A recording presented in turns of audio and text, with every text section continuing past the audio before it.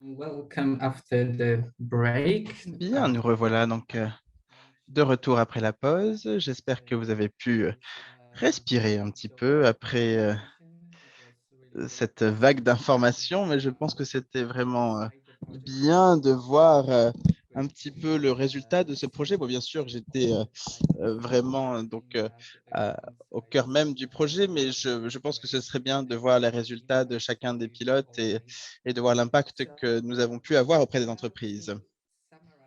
Alors, pour résumer toutes ces leçons que nous avons pu apprendre, eh bien, j'aimerais donc vous inviter à notre table ronde afin que nous puissions faire en sorte que les entreprises puissent tirer un maximum des entreprises que peuvent, des opportunités que peuvent apporter le design.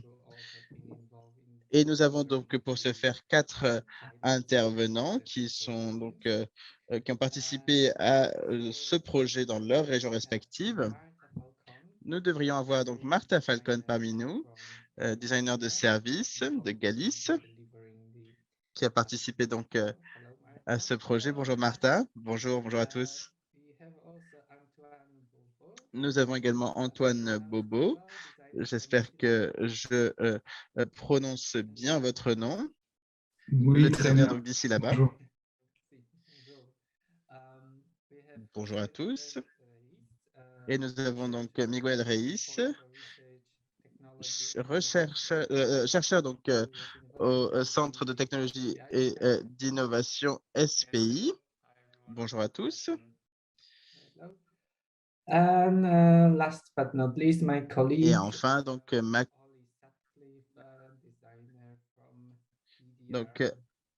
mon collègue Oli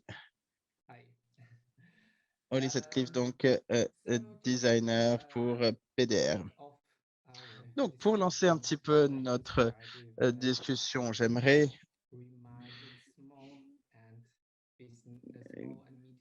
que l'on revienne sur la manière dont les PME représentent vraiment euh, l'ossature de notre économie. Ce sont elles qui sont au plus proche des citoyens, à livrer des services au quotidien, des produits qui sont produits au plus proche de nous. Et ce sont elles aussi qui créent de nombreux emplois. Les PME, finalement, sont euh, les premiers contributeurs de euh, l'économie européenne et également en termes d'emploi. Mais ce n'est pas simple pour les PME d'innover, de s'adapter face à tous ces changements que l'on connaît, en plus donc de leurs activités au quotidien. L'objectif donc de cet objectif, c'était de ce projet, c'était pour que les entreprises puissent gagner en maturité par le biais du design et essayer de voir comment est-ce que justement les entreprises puissent comprendre la valeur que peut ajouter le design à leurs activités.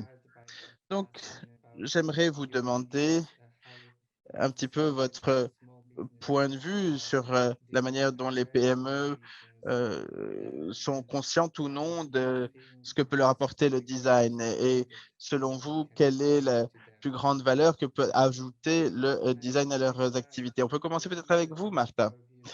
Quel serait votre point de vue sur cette question par rapport aux entreprises galiciennes?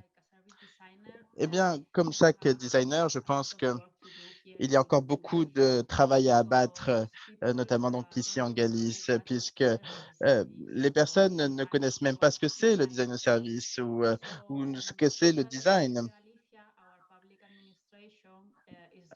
Notre administration publique en Galice essaye justement d'accompagner les PME en termes donc de design graphique, de design de produits, mais lorsqu'il s'agit donc de design de service, là, effectivement, il y a encore beaucoup de travail à faire puisque beaucoup de personnes ne savent pas ce qu'est le design de service.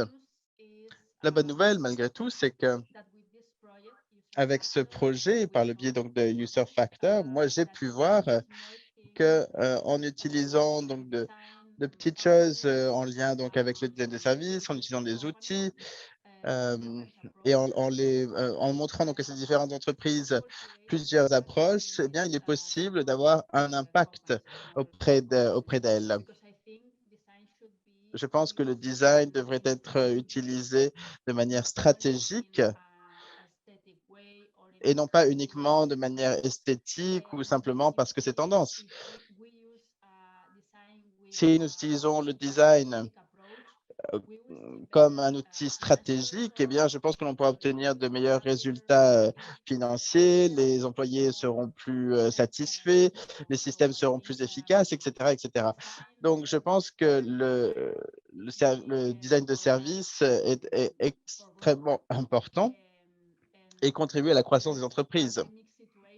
Et dans le cadre donc de la pandémie, c'est d'autant plus important, justement.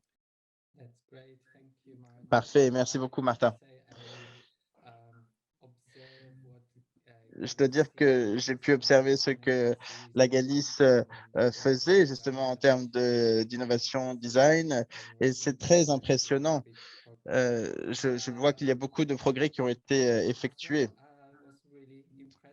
Et j'étais très impressionné également par les activités que le projet Design Factor a pu mener en Bretagne. Antoine, est-ce que vous pourriez donc partager avec nous votre point de vue sur la manière dont vous avez pu mettre en œuvre ce programme pilote? Est-ce que vous partagez finalement le même point de vue que Martha, à savoir qu'il y a une compréhension limitée du design dans les PME et de ce que le design peut apporter aux entreprises en Bretagne? Et quelle est selon vous donc la plus grande valeur qu'une approche de design peut apporter? Je suis effectivement assez en phase avec ce qu'a dit Martha. Maintenant, moi, ce que je constate aussi sur le terrain, c'est que grâce à tout le travail qui est fait, notamment par la CCI, les closers, tous les programmes qui sont mis en place sur le territoire, que la démarche design est de plus en plus compris par les entreprises entre le début du programme et aujourd'hui. Il y a une meilleure connaissance de ce qu'est le design et ce qu'est la démarche design. Ça, on le constate sur le terrain. Et comme le disait Martha aussi, c'est vrai qu'il y a quelques années, on associait souvent le design à un coup de peinture, une sorte d'esthétisme qui arrivait en fin de processus, où également le design était compris exclusivement comme du design peut-être produit, objet, et on constate de plus en plus que effectivement on peut faire du design de service, du design digital, de la transformation d'entreprise grâce au design, et c'est de plus en plus compris par les entreprises. Maintenant, il y a encore beaucoup de travail à faire.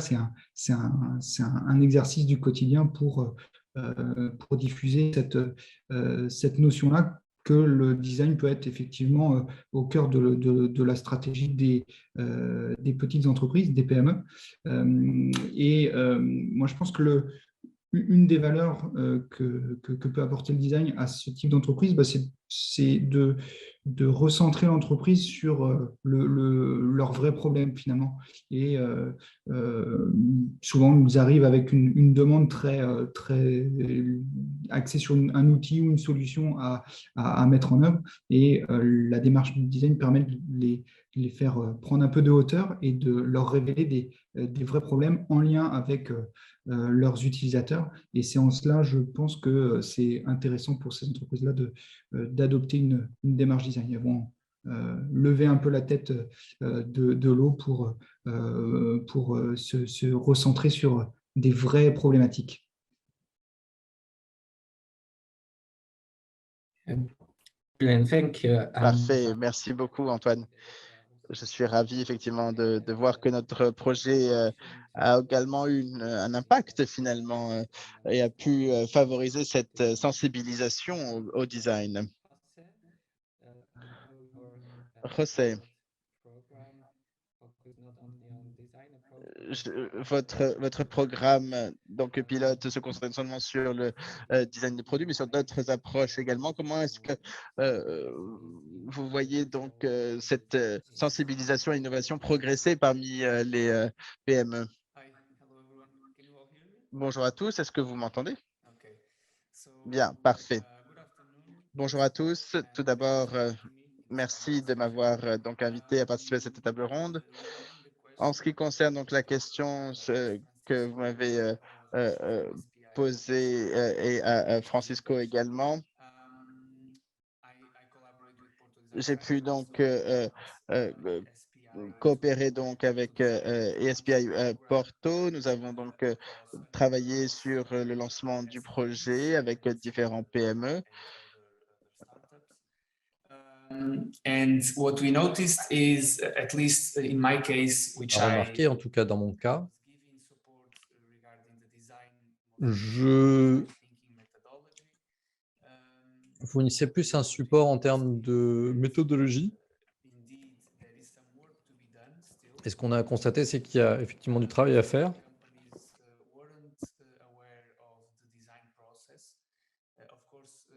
Certaines entreprises n'étaient pas conscientes du design, du process de design. Je pense qu'on peut dire en général que le processus est assez chaotique parfois. Et donc, ça nous facilite d'avoir les choses, d'avoir ce genre de paquet préparé pour nous permettre d'expliquer de manière linéaire à d'autres qui ne viennent pas du monde du design. Je pense que c'était donc une bonne expérience de ce point de vue, ce Design for Business. On a aussi eu une approche avec ceux qui étaient assez familiers avec le design pour améliorer leurs connaissances. Concernant aussi d'autres branches du design et d'autres process, tels que Agile et le Lean Manufacturing. Et je pense que c'était une bonne expérience concernant toute la région du nord du Portugal, particulièrement Porto. Je pense que la situation n'est pas uniquement négative, que la situation s'améliore, tout particulièrement récemment. La pandémie a créé des menaces et des aspects négatifs, mais aussi quelques opportunités. Je ne sais pas si vous êtes conscient du fait que Porto devient de plus en plus intéressante pour les entreprises et aussi pour les grands groupes pour investir en tant qu'incubateur de start-up, tout particulièrement en termes de développement des logiciels, en termes de design média, de design de services. Donc, ça devient une bonne plateforme pour ça. Concernant le design produit et la production dans certains secteurs tels que l'industrie textile, le travail du bois, la métallurgie, la mécanique, mais tout particulièrement dans le logiciel, le média et le graphique, c'est les secteurs les plus dynamiques. Aldo, c'est une petite ville et la région au nord du Portugal est en croissance globalement. En ce qui concerne la taille de la population, je pense que relativement parlant, la méthodologie du design et la compréhension du design est de plus en plus répandue. On sait de plus en plus ce que le design peut faire pour les entreprises et je pense qu'à l'avenir, ça va exploser. Merci beaucoup. Je suis ravi d'entendre ça.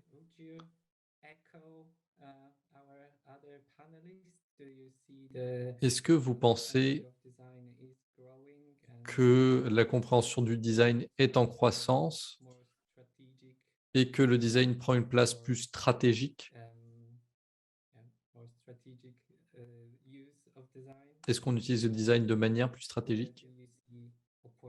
Ou est-ce que vous voyez des opportunités pour mettre en œuvre le design dans les petites entreprises? Alors, le Pays de Galles, c'est assez inégal pour le design. C'est un secteur assez traditionnel, mais il y a beaucoup de soutien des industries créatives qui exportent beaucoup dans la région. Donc, on a une espèce de mélange entre des organisations qui veulent vraiment adopter des procédures créatives et être innovantes, et des entreprises beaucoup plus traditionnelles qui ne veulent pas trop s'impliquer. Ça nous aide aussi en tant que petite région, avec tant d'industries créatives à l'export.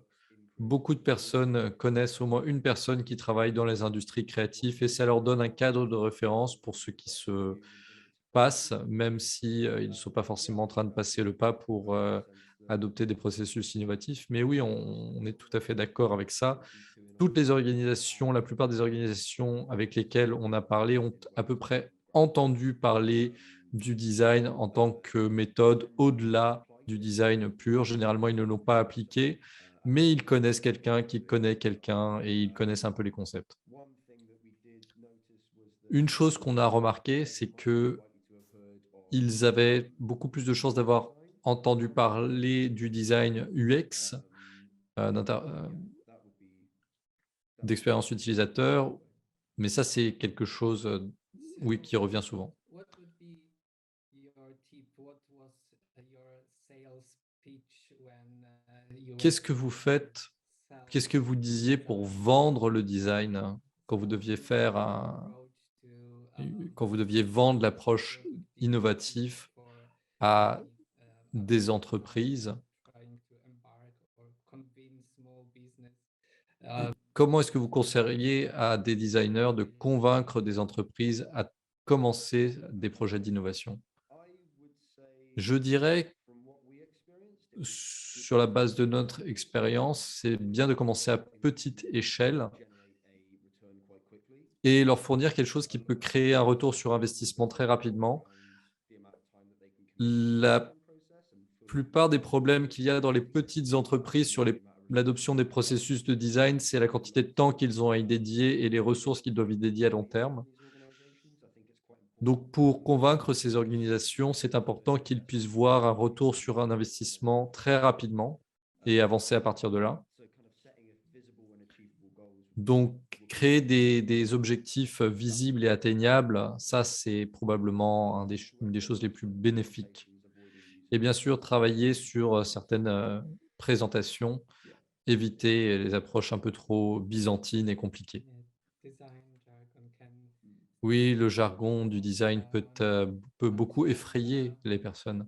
Antoine, quel serait votre conseil, le plus grand conseil que vous pouvez donner lorsque les designers doivent travailler avec des petites entreprises?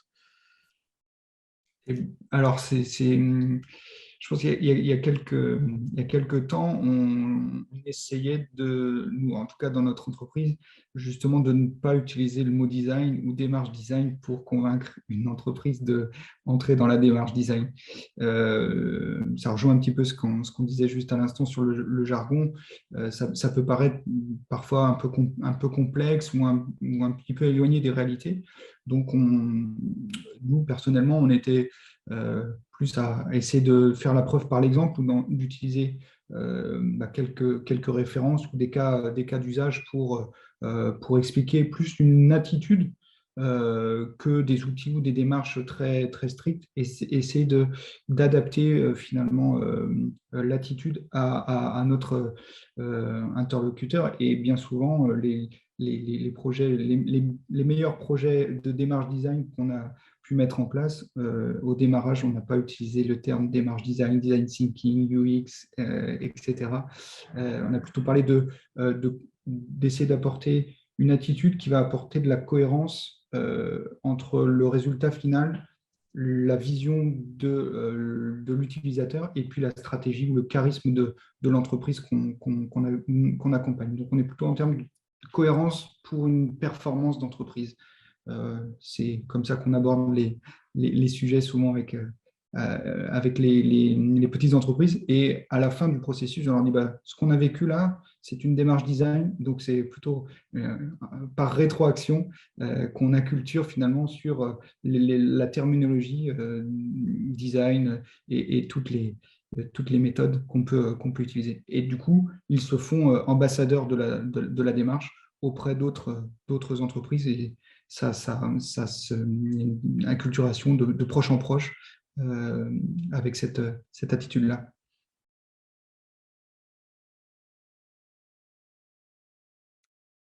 Great, thank you, Antoine. So Merci beaucoup, Antoine. starting small and, Donc, commencer sur des petits projets, montrer la pertinence sur des éléments spécifiques de l'entreprise, éviter le jargon et être un peu rusé lorsqu'il s'agit de planter la graine du design dans les entreprises. Martha, est-ce que vous avez d'autres conseils,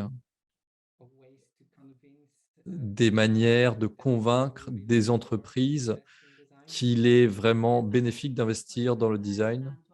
Je suis d'accord avec Olivier et Antoine, parce que je pense que convaincre, ce n'est pas le bon mot. Je pense que la clé, c'est de démontrer. Une manière utile, de mon point de vue, c'est quand je peux montrer à des entreprises des victoires rapides pour qu'ils voient des petites améliorations. Donc, quand ils voient ces petites améliorations, ensuite, ils veulent faire des projets plus grands pour obtenir des résultats plus importants. Donc, pour un projet important, il faut être engagé. Et quand on voit une petite amélioration, c'est plus facile de s'engager ensuite sur une approche design plus globale. Donc, je suis tout à fait d'accord avec Oliver et Antoine. Je pense que, au bout du compte, les designers doivent faire preuve d'empathie vis-à-vis de leurs clients ou de leurs clients potentiels et comprendre qu'une petite entreprise ont des soucis et ne sont pas sensibilisés. Donc, il faut comprendre, il faut avoir des conversations sur, il faut parler de cette peur, de cette absence de connaissances. Et comme Colin l'avait dit plus tôt dans son discours, il ne faut pas que les choses soient compliquées. Parfois, les designers, on a tendance à rendre les choses trop compliquées. On est trop technique dans nos explications et on a besoin de savoir quel genre de public est en face de nous, faire preuve d'empathie et expliquer les choses d'une manière simple, utiliser les outils non pas d'une manière complexe, mais comprendre le genre de personne, par exemple, un directeur d'une petite entreprise, comprendre le genre de personne qu'on a en face. Merci beaucoup, Martha, c'est un très bon conseil. Je pense que le souci de l'innovation dans un secteur créatif, c'est aussi parfois un défi en soi parce que les secteurs créatifs tendent à penser qu'ils sont créatifs et innovants par définition, alors que parfois, ils ont du mal à comprendre qu'ils doivent faire de la recherche et du développement et de l'innovation et améliorer leurs compétences et eux-mêmes également. Martha, est-ce que vous aimeriez ajouter quelque chose? Non, je voulais dire simplement que j'étais tout à fait d'accord avec vous. Parfois, c'est effectivement le cas. Tout à fait. On a vu ça également dans le programme pilote de User Factor. L'investissement dans l'innovation, dans le secteur créatif doit aussi se faire. José, je me suis rendu compte que José, ce n'est peut-être pas la bonne prononciation du portugais. Non, ne vous inquiétez pas, c'est très commun, ce genre de confusion. Donc, en portugais, on le dit avec un J, donc c'est comme José, comme Joseph en anglais. Mais ne vous inquiétez pas, j'ai l'habitude des différentes variations sur mon prénom. Imaginez combien de manières de prononcer mon prénom j'ai entendu. Oui, oui, j'imagine bien. Excusez-moi, on sort un peu des bornes du sujet. Je voulais simplement dire que je suis d'accord avec tout ce que nos collègues ont dit précédemment. Je ne suis pas certain, mais si je peux être honnête, je pense que dans un contexte vraiment professionnel et industriel, je pense que peut-être je serai le moins expérimenté ici. Mon expérience, c'est plus le monde universitaire, un contexte universitaire. Mais ce que je sais de ce contexte et ce que je sais de toutes les entreprises que j'ai contactées, c'est que je crois, d'abord, je suis d'accord avec ce qu'Oliver a dit, c'est qu'il faut d'abord leur montrer des résultats. Et c'est ce qu'on voit tous les jours ici, tout particulièrement depuis que la pandémie a débuté. Tous les jours, on essaye de convaincre des entreprises parce que la plupart des fabriques industrielles de la région nord, ce sont des PME.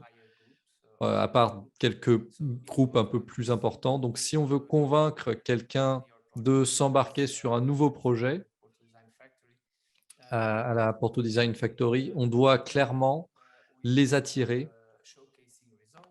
en leur démontrant des résultats, en leur montrant ce qu'ils peuvent, ce qui peut être bénéfique pour eux en termes de design client et ce qu'ils peuvent gagner des autres initiatives qu'on leur propose. Et ce qu'on a vu jusqu'ici, ou plus récemment, ces derniers mois, c'est que les cours plus courts et les sessions de formation plus courtes qu'on a fait avec les entreprises de design elles-mêmes sont plus intéressantes du point de vue des entreprises que, par exemple, un projet de 6 ou 9 mois, parce que ça a des coûts. C'est un horizon temporel différent pour les entreprises et toutes les entreprises ne sont pas prêtes à l'accepter. Donc, généralement, dans les plus grands groupes, ils peuvent se permettre de rejoindre ces programmes plus longs et même s'ils ne sont pas prêts d'ici la fin du projet, ce qui se produit des fois, même s'ils ne sont pas prêts à mettre en œuvre immédiatement dans ce contexte, ils peuvent le mettre en stock et quand ils savent que le moment est venu, ils le font parce qu'ils ont ces capacités financières. Les PME ne sont pas dans cette situation. Elles ont besoin de résultats rapidement parce que leur contexte est différent. Leur industrie est différente et c'est ça que l'on constate. Si j'ai bien compris la question, en termes de conseils pour encourager les entreprises à collaborer avec nous, je pense qu'un aspect important, je suis d'accord avec tout ce que mes collègues ont dit, mais un aspect à ajouter, c'est qu'en tant que designer, si vous parlez à une entreprise, si vous êtes déjà d'accord sur un projet ou sur une collaboration, je pense qu'il est très important, si vous parlez de vos prix, par exemple, si vous faites du conseil ou du développement de produits, je pense qu'il ne faut pas y revenir plus tard. Convaincre l'entreprise, même si c'est une start-up ou une PME, leur parler de votre valeur en tant que professionnel, leur dire votre vraie valeur professionnelle, parce que c'est ça qui leur permet de mieux vous valoriser, de mieux valoriser les autres designers dans la communauté. Ça aiderait, je pense, à répandre la bonne parole, dire que le design est en fait une carrière professionnelle, quelque chose de nécessaire dans les entreprises. Si vous ne mettez pas une valeur dessus, personne n'y accordera de valeur à votre place. Donc, je pense que ça, c'est vraiment quelque chose à mettre en avant dès le premier jour de toute conversation avec les entreprises avec lesquelles vous collaborez. En tout cas, c'est mon avis. That's a very valuable point. And Merci beaucoup, José. Je pense que c'est tout à fait valable, effectivement. C'est tout à fait pertinent et vous avez d'ailleurs abordé certains points que je voulais mentionner maintenant pour pouvoir donc justement soutenir les PME au mieux et développer donc des programmes de soutien. Nous, effectivement, on essaye de voir quelles sont les vraies attentes des PME vis-à-vis de ces programmes de soutien. Et vous disiez donc que ces programmes fonctionnent mieux si donc et ce sont des programmes courts qui peuvent être rapidement mis en œuvre et qui peuvent apporter une valeur directe en termes d'innovation. Question suivante. Que pourraient faire donc les gouvernements pour mieux soutenir l'innovation et le design au sein donc des PME? Oliver. Bien, à Cardiff, la ville où nous travaillons, donc il y a beaucoup d'initiatives, beaucoup donc d'espaces dédiés justement à la transition écologique, puisqu'il y a beaucoup d'espaces verts. C'est un sujet qui est très populaire dans cette ville et le gouvernement peut jouer un rôle très essentiel pour mettre en place des incitations pour promouvoir donc la transition verte. Il y a peut-être aussi un problème de sensibilisation, un manque de connaissances et de conscience de la possibilité de recourir justement au design, que le design ne peut être tout aussi efficace que les méthodes actuelles. Les entreprises ont tendance effectivement à ne pas vouloir changer, à garder les choses telles qu'elles le sont. Or, les méthodes actuelles sont moins efficaces que ce que l'on peut proposer maintenant, mais elles ont peur souvent que ce soit des solutions qui soient trop coûteuses, qui ne soient pas vraiment donc adaptées à leurs besoins. Donc, c'est pour ça que nous, l'on doit apporter une certaine sensibilisation et éduquer un petit peu donc les clients vis-à-vis donc des incitations qui existent, de solutions de financement. Et donc là, je pense que le gouvernement peut intervenir à ce niveau-là. Merci beaucoup, Oliver. Donc, promouvoir, sensibiliser, plus de financement. Martha, je me tourne vers vous. Qu'est-ce qu'il manque selon vous donc, et qui pourrait être apporté par les gouvernements pour mieux promouvoir l'innovation par le design? Je pense que le gouvernement peut intervenir à tout niveau tant qu'il fixe le design comme une priorité. Ils doivent donc apporter une proposition de croissance pour toutes les entreprises, mais en particulier pour les PME, et surtout donc en ces temps de pandémie. Si le design et l'innovation ne sont pas définis comme des priorités, alors les entreprises auront des difficultés à survivre. Et comme Oliver a pu le dire, je pense que le gouvernement doit apporter de l'information, doit apporter des formations pour les dirigeants d'entreprise, des outils pratiques et doivent aussi travailler avec des designers professionnels qui viendront donc les conseiller. Donc, c'est une question de mise en priorité et de comprendre que le design peut être synonyme de croissance. Et je parlais aussi donc de formation et d'éducation, car pour moi, c'est vraiment une question d'état d'esprit, notamment donc chez les PDG, les chefs d'entreprise qui ont un profil traditionnel avec une carrière traditionnelle ou une entreprise traditionnelle. Lorsque le PDG a des difficultés justement à aborder de nouvelles approches, lorsqu'ils ont la peur de l'inconnu, la peur justement d'ouvrir leurs esprits, de poser des questions, de remettre en question leurs décisions et qu'ils ont des difficultés justement à mieux connaître leurs clients, eh bien, ces entreprises-là auront des difficultés à l'avenir. Donc, je pense que c'est important aussi d'apporter une formation pédagogique et de le faire correctement. Ça, c'est essentiel.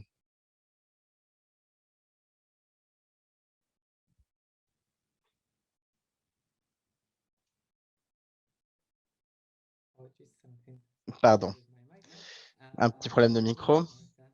Merci beaucoup, Martha.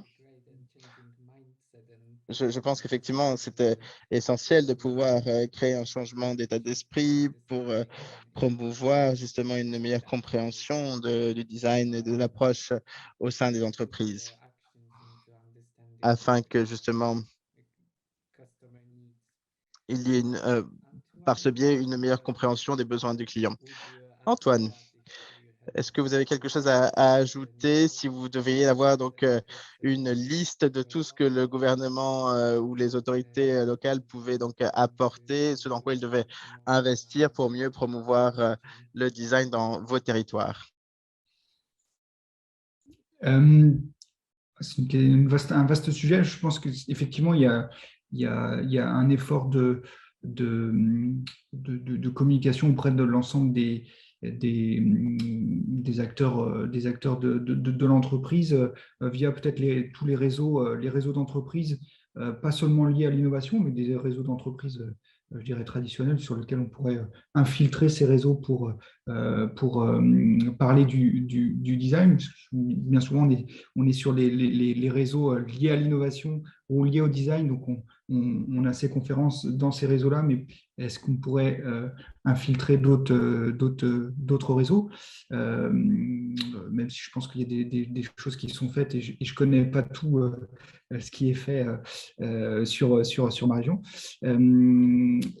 Il y a aussi ce qui marche bien, je pense, c'est justement d'avoir des retours d'expérience avec les entreprises qui ont mis en place ce type de démarche et qui vont faire la preuve par l'exemple, quelque part. Moi, je me souviens d'avoir fait une conférence sur le premier événement User Factor en associant l'entreprise qu'on avait accompagnée. Et finalement, c'est la personne qui a parlé qui était la plus ambassadrice de la démarche design lors de cette conférence-là. Mais ça a supposé en amont la création d'un événement, la création de conférences. Donc, mais c'est des choses qui sont faites, mais qu'il faut encourager et perpétuer dans le temps pour pas que ça s'arrête après User Factor, que ça puisse avoir quelque chose sur le long terme. Il y a certainement des logiques de financement aussi. Je suis peut-être un peu moins bien placé pour en parler, mais en tout cas, dans la logique de financement, il y a, je crois aussi, une acceptation de peut-être aussi du résultat ou une forme d'échec quelque part. Quand on est sur des programmes d'innovation, on accepte aussi que le résultat ne soit pas forcément dans une forme de performance ou un résultat positif, ou en tout cas, il faudrait définir ce que c'est que la notion de résultat positif. Mais voilà, il y a une forme d'incertitude, il y a une forme d'intuition, de démarche qui n'amène peut-être pas forcément un résultat forcément attendu, ou en tout cas prédestiné, et comment les politiques publiques peuvent aussi accompagner cette acceptation de la non-réussite. Enfin, moi, j'ai du mal à parler de non-réussite, parce qu'il y a forcément un apprentissage qui sera effectué par l'entreprise ou par le programme qui s'est établi. Mais voilà, comment on peut accompagner aussi changer un peu de regard sur les accompagnements publics et se dire peut-être qu'il va y avoir des supposés échecs, mais qui au final sont autant d'apprentissage pour la démarche design sur le long terme. Donc, voilà, c'est peut-être ce que j'aurais à dire. Great. I really like how you... Merci. J'aime bien effectivement la manière dont vous avez tous abordé ces différents éléments que l'on doit finalement aborder ensemble et adopter une approche relativement systémique finalement. Donc, pour vraiment créer un changement d'état d'esprit et accepter donc que l'innovation puisse finalement mener parfois effectivement à des échecs, mais qu'elle apportera toujours un apprentissage. Ça, c'est quelque chose d'essentiel, effectivement.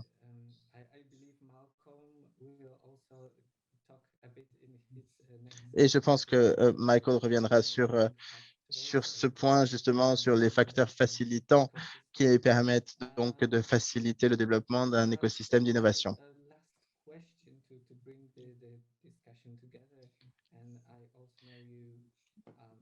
Dernière question donc, que j'aimerais vous poser, et vous avez effectivement déjà abordé précédemment.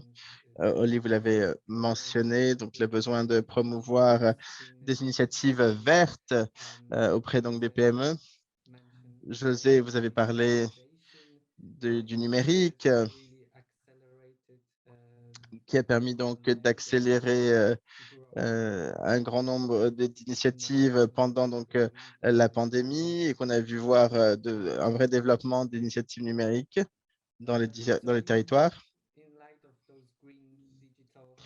Et donc, sur la base de ces transitions numériques, environnementales, inclusives, comment est-ce que l'on peut soutenir les PME finalement afin qu'elles puissent redéfinir leurs priorités elles aussi, puisque souvent les PME vont dire, bon, ben, OK, ça c'est quelque chose que l'on doit faire simplement parce que les grandes entreprises le font ou les gouvernements le font et donc elles continuent ou alors justement elles se sentent peu concernées parce qu'elles ce sont des PME et ce sont les gouvernements ou les grandes entreprises qui doivent le faire. Donc, comment encourager la transition chez ces différentes entreprises? José, est-ce que vous souhaitez commencer?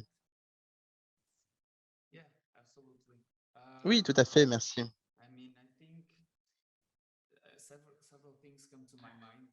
J'ai plusieurs choses effectivement qui me viennent en tête.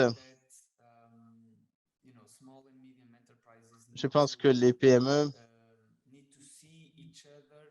ont besoin de prendre conscience qu'elles doivent aussi participer au jeu et elles doivent aussi voir qu'elles sont capables d'apporter des résultats. Et c'est là qu'effectivement le gouvernement peut intervenir pour les soutenir également. Très brièvement, par exemple, ici, nous travaillons sur un projet qui vient connecter donc 7 types d'art avec des entreprises TIC. Et donc, on met en contact des entreprises TIC avec des artistes de la région et par le biais de cette plateforme qui permettra donc d'être consulté à la fois par les entreprises et par les artistes. On espère de pouvoir justement accélérer cette coopération. Je pense que c'est très important, en tout cas dans le contexte dans lequel nous évoluons. Je sais qu'il y a un problème pour que chacun reconnaisse donc ce que chacun fait, ce que font les artistes, ce que font les PME. Chacun a son propre portefeuille, a ses propres activités et développent leurs activités chacun de leur côté sans qu'il y ait vraiment un partage. Et s'il n'y a pas de partage, eh bien, il n'y a pas de coopération. Et donc, vous avez finalement des silos qui viennent diviser les connaissances et établir une distance finalement. Et donc, je pense que si l'on souhaite vraiment intégrer les PME, eh bien, c'est que certaines PME déjà commencent à se lancer, à faire leurs premières étapes, à obtenir des résultats, à donc peut-être mener une transition, passer de PME à plus grande entreprise, montrer ainsi donc aux autres qu'il est possible d'obtenir des résultats et donc ainsi motiver et encourager d'autres PME. Je pense que c'est assez simple.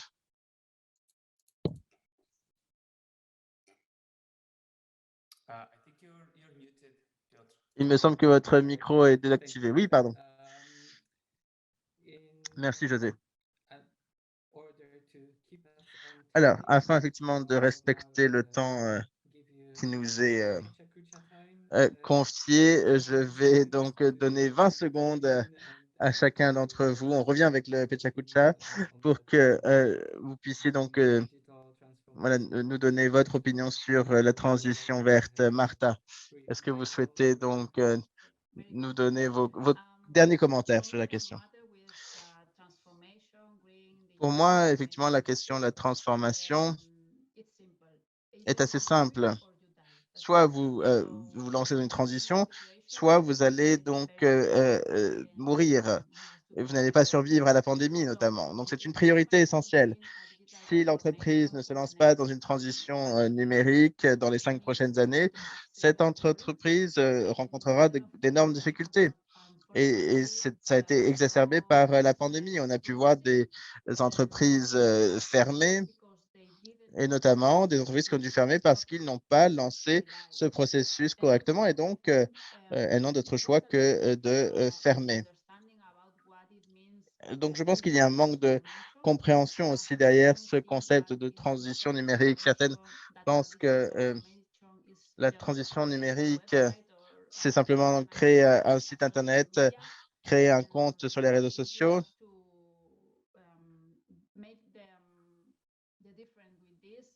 Donc, je pense qu'il faut expliquer la différence et expliquer exactement ce qu'on entend par transition numérique. Car ici, eh bien, il s'agit d'un véritable changement de la manière de travailler, changement d'outils que l'on utilise, de prendre des décisions stratégiques dans notre entreprise, comment on peut apporter des services différents, quels sont les systèmes d'opération dont on dispose et sur lesquels on travaille. Donc, il s'agit de tout un écosystème qu'il faut revoir. Et je pense qu'il y a un problème de compréhension ici. Et la plus grande difficulté, c'est lorsque les PDG, justement, ont des difficultés à se tourner vers de nouvelles approches et vers le design centré donc sur l'humain. Et donc, je pense qu'il faut qu'on arrive à leur faire comprendre que design égale croissance. Oui, j'aime bien effectivement finalement cette manière de résumer. Soit vous adoptez le design, soit vous allez donc mourir quelque part. Alors, Lumna nous pousse donc à conclure, mais je ne peux pas effectivement nous quitter sans donner la parole à Antoine. Vous avez 40 secondes, Antoine, pour conclure. Et vous avez reçu une question également dans le chat. Je vois qu'il y a une question pour vous. Oui, alors sur cette question de la transition verte, ben, je pense que le designer, effectivement, ou les agences de design ont une place hyper importante.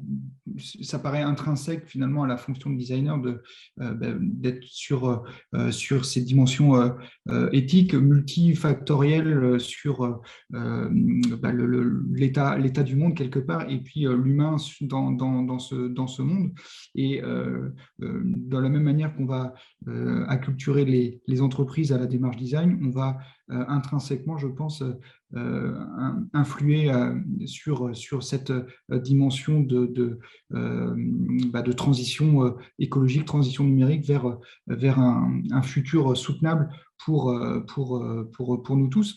Donc, l'effort global d'acculturation du design va de pair avec la transition écologique. On se doit d'apporter aux décideurs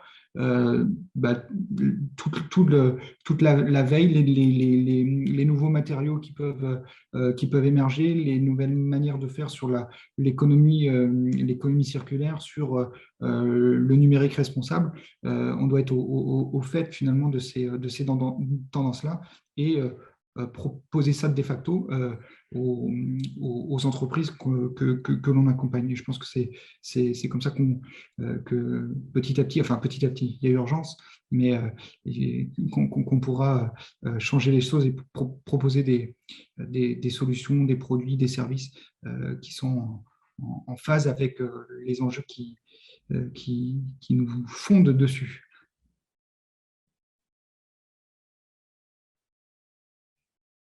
Brilliant. I totally agree. If we promote design, Oui, je suis tout à fait d'accord avec vous. Si on promeut donc le design automatiquement, eh bien, ça vient avec une promotion aussi de toutes ces valeurs de transition. Alors, je vais donc conclure notre table ronde. Un grand merci à vous quatre. Je pense qu'on a pu vraiment partager beaucoup d'idées, beaucoup de recommandations et de conseils permettant ainsi donc d'avancer avec ces questions de design. Et je vous encourage vraiment donc à télécharger notre rapport final du projet UserFactor qui est disponible sur notre site Internet. Je vais vous envoyer donc le lien. Merci à tous les intervenants.